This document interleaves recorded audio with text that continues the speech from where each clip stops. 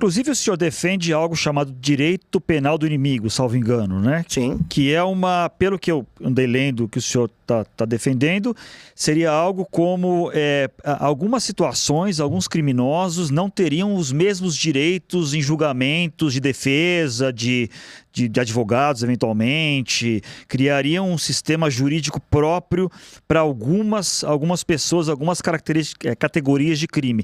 Isso é factível, tendo em vista a nossa Constituição, que defende a ampla defesa, que defende o direito das pessoas, rebaterem acusações, o direito de não serem atropelados pelo Estado? Que tipo de proposta é essa que criaria um sistema judicial paralelo? Não, um sistema judicial paralelo é um enquadramento específico para entidades e grupos que têm, vamos dizer, indivíduos ali pertencentes, como uma facção criminosa ou um grupo terrorista, que merecem um tratamento diferente, dado que eles não aceitam, e essa é a premissa da teoria do Günther Jacobs, que é o autor da tese, eles não aceitam a autoridade do Estado e fazem um combate eminentemente político e existencial ao Estado, e estão em permanente cometimento de crime. Uma facção criminosa, com seus membros que estão ocupando, por exemplo, um bairro, eles estão em permanente cometimento de crime. Aquela ocupação, ela é uma anomalia jurídica. E aí o Estado brasileiro não pode tratar aquela pessoa que está, vamos dizer, ocupando o Complexo da Penha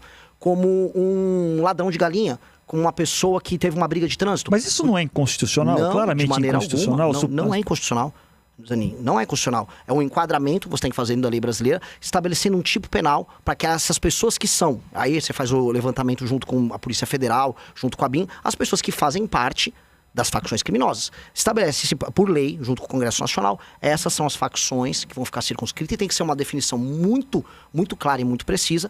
Essas facções terão um tratamento diferente. Outros países conseguiram fazer. A Dinamarca conseguiu fazer. A Dinamarca separou membros de uma determinada quadrilha como parte, vamos dizer, de um organismo anômalo. O que eles chamam, o Günther Jacobs, e a gente precisa entender, é o direito penal de terceira velocidade. Ele tem que ser veloz, a gente tem que ter medidas que sejam rápidas e enfático com esse tipo de bandido.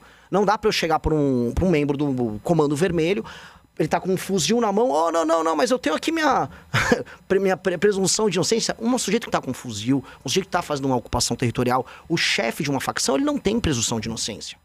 Ele é um inimigo do Estado, igual o Osama Bin Laden igual qualquer terrorista é. Ele é anômalo, ele está numa posição anômala. Isso é um fenômeno, vamos dizer, que o direito começou a discutir, especialmente com o surgimento de organizações terroristas no século passado, anos 70 e 80, para responder a essa demanda. E é legítimo que exista isso e a gente precisa ter isso. Até porque uma pessoa que está cumprindo a lei e eventualmente comete um delito, ela tem o direito de defesa dela garantido. Agora, uma pessoa que faz parte de uma facção que está permanentemente violando direitos humanos, não. Carla. Agora, por exemplo, nessa discussão de segurança pública, um dos debates que é feito hoje aqui é sobre a existência ou não de um ministério dedicado para isso. E uma das discussões, quando se fala em segurança pública, o principal entrave é que, pela Constituição, é de responsabilidade dos estados, né? Enfim… Pensando nas propostas que o senhor está colocando aí, como é que o senhor vê essa possível integração entre as polícias numa realidade atual que não existe ainda, né? Há uma desconfiança geral por parte de todos os governadores de que um poder central, que o governo central no Brasil possa controlar todo o poder de polícia, retirar as autonomias dos estados e aí você ter um perigo ditatorial. Essa foi toda a discussão que houve na política brasileira no começo dos anos 2000 sobre um eventual controle que o PT queria exercer sobre as polícias. Essa já não é uma discussão nova. E agora, quando houve essa discussão agora sobre novas políticas penais ao longo do último ano, rolou esse tema. E é uma preocupação geral, todos os governadores têm.